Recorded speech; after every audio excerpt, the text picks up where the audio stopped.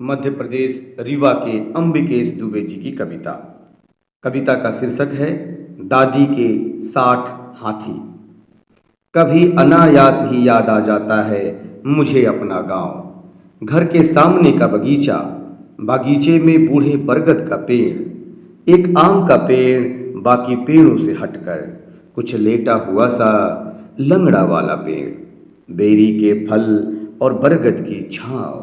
कभी अनायास ही याद आ जाता है मुझे अपना गांव। आंगन में लगे अमरूद, उसकी छाँव में रखा चूल्हा, चूल्हे पर रोटियां पकाती अम्मा, बकरी का दूध उसमें गुड़ मिलाती दादी। हर बार चुपके से मैं देखता, हर बार चुपके से मैं देखता, बेवाइयों से भरे दादी के पाँव।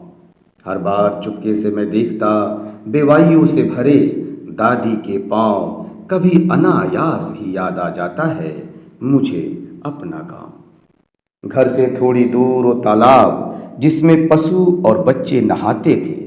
कभी चुपके से मैं भी भाग जाता, कभी चुपके से मैं भी भाग जाता। लौटने पर मिलती दादी और अम्मा की डांट, लौटने पर मिलती दादी और अम्मा की डांट। दादी कहती कभी मत जाना, है 60 हाथियों का उसमें डुबाव। दादी कहती कभी मत जाना, है 60 हाथियों का उसमें डुबाव। कभी अनायास ही याद आ जाता है मुझको मेरा अपना गांव। कभी लगता है चला जाऊं लौटकर अपने गांव, सो जाऊं आंगन में बिछी हुई खटिया पर, जहां दादी सुनाती हो किस्से, लिपट कर रोऊं अम्मा से।